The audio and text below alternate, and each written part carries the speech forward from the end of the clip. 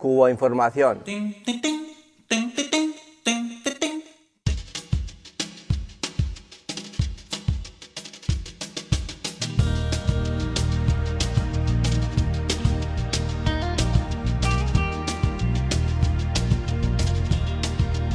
Gracias, Richard. Le doy la palabra a Gladys. Me parece un poco atinado establecer una especie de diapasón en relación con las turbulencias, porque realmente nuestra región no solo está afectada por turbulencias de orden financiero, o sea, hay otra serie de fenómenos en el área internacional, tanto desde el punto de vista político como desde el punto de vista económico, financiero, social, etcétera, cultural, medioambiental, que afectan a nuestra región. Y bueno, desafortunadamente pienso que no coincido con nuestro último invitado cuando plantea que la estrategia o la histórica presencia de estas dos categorías que han ubicado al mundo subdesarrollado en la periferia y al desarrollado en el centro ha desaparecido. Me parece que realmente si eso hubiese sido así, pues no estaríamos aquí, no estaríamos pensando en turbulencias que afectan al mundo subdesarrollado. Estaríamos pensando en un mundo mucho más equilibrado y donde todos pudiéramos tener igualdad de acceso y capacidad para podernos desarrollar. Por eso quisiera referirme de forma general a algunos de los fenómenos que sí afectan a nuestra región.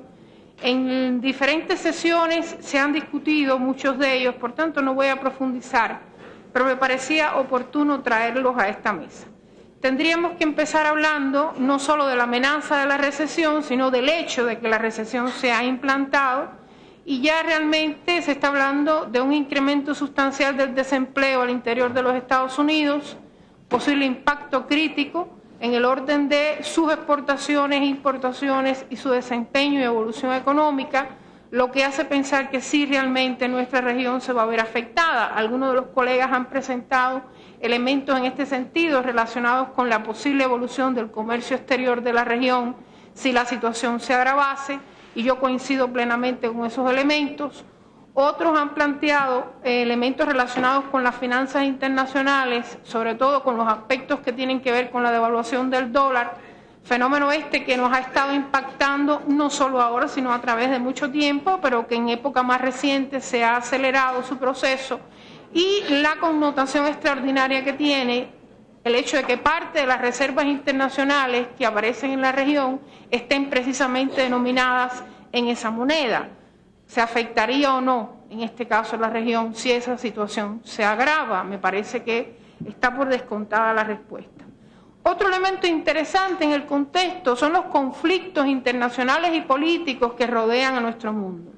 No podemos obviar el hecho de que parte de ese incremento sustancial que observamos en los precios de los combustibles está determinado por una contienda militar lanzada contra Irak, lanzada contra otros países, y que tiende a acelerarse y a profundizarse en la misma medida que ya dentro de la región se generan otro tipo de conflictos por los recursos naturales.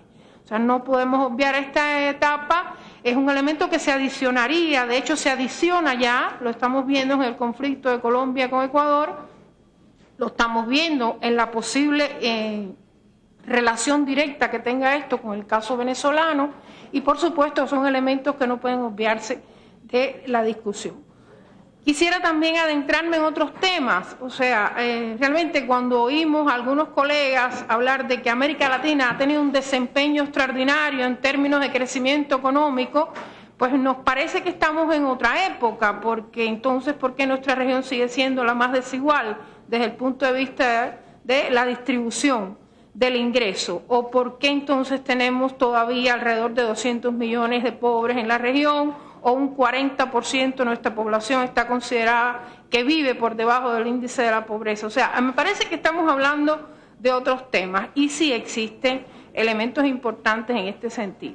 Sin embargo, quisiera detenerme brevemente en lo que se consideran actualmente las posibles cuestiones positivas, digamos, aquellos elementos que constituyen fortalezas para América Latina. Algunos de ellos no los voy a tratar todos, como es el tema que hemos estado hablando de los superávit comerciales.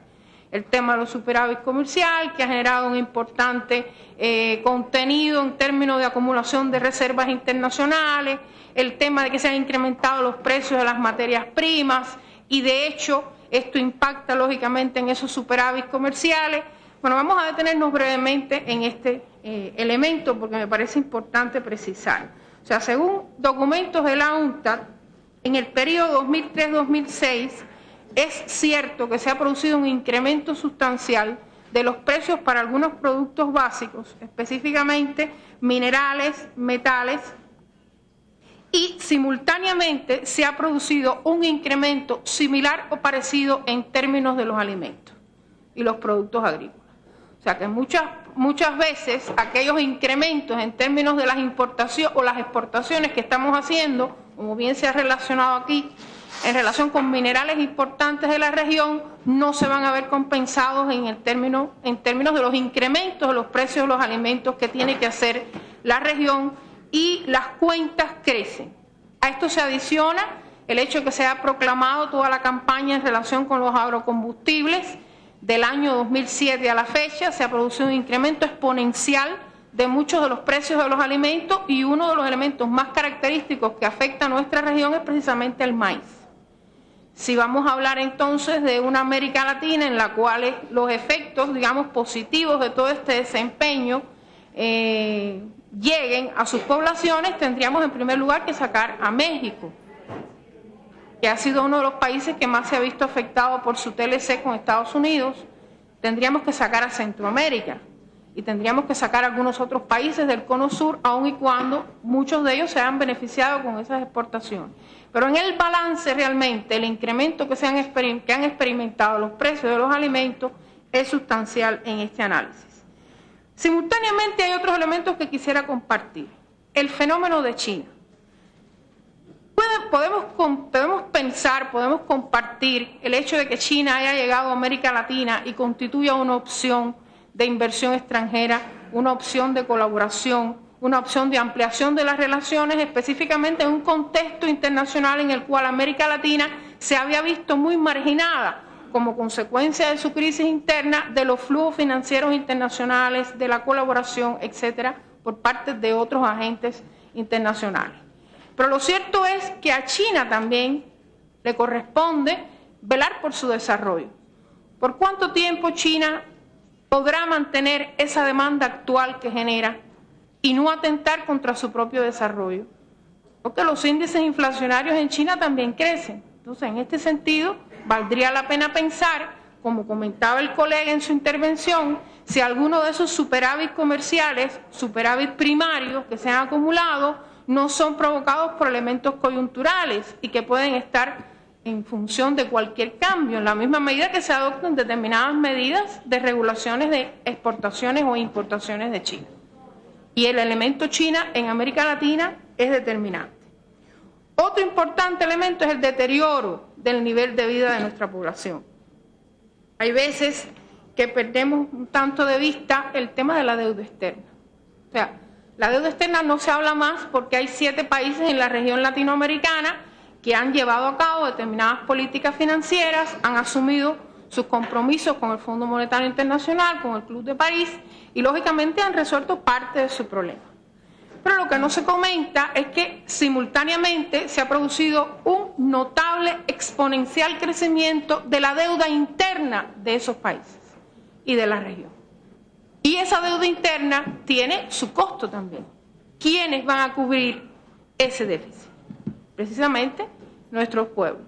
Se habla incluso, hay algunas cifras interesantes que plantean que en el periodo los 7 países más importantes, grandes de la región, la emisión de este tipo de valores, este tipo de títulos locales o nacionales, se ha incrementado en alrededor de un 337% en el periodo comprendido entre 1995 y finales del 2005, lo que representa aproximadamente el 40% del PIB agregado de todos estos países. O sea, ¿existe o no existe deuda? Pero además no podemos hablar de toda una América Latina, varios colegas lo han señalado. La América Latina tiene diferentes regiones.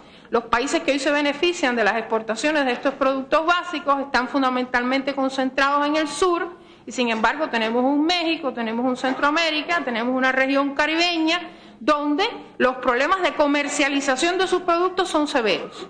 Específicamente en el caso de la competencia con China, tanto México como Centroamérica compiten por el mercado de las manufacturas en Estados Unidos y su desempeño económico a partir de esa situación ha sido bastante relativo.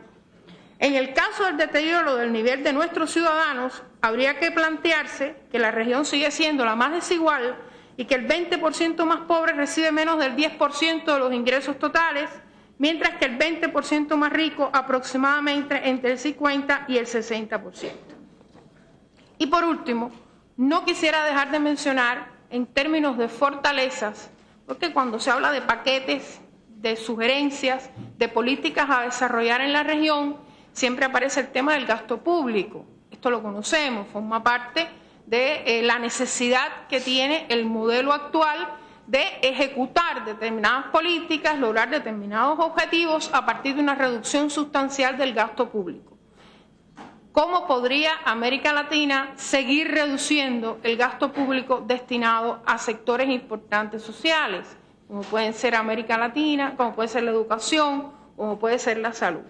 ¿Y qué va a pasar con una América Latina que se está quedando sin profesionales, donde alrededor de 21 millones de personas que emigraron en el año 2000, en el año 2005 emigraron 25 millones, casi un 13% del total mundial concentrado en nuestra región? ¿O qué pasó con nuestros profesionales? Una buena parte de estos profesionales que ha emigrado o que van a estudiar a Europa o a Estados Unidos fundamentalmente y permanecen ahí.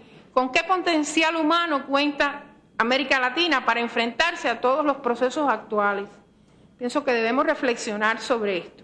Y por último, para no dejarlo de lado, el tema del medio ambiente. Nosotros estamos muy afectados por todas las presiones que ejerce el fenómeno del cambio climático como problema ambiental.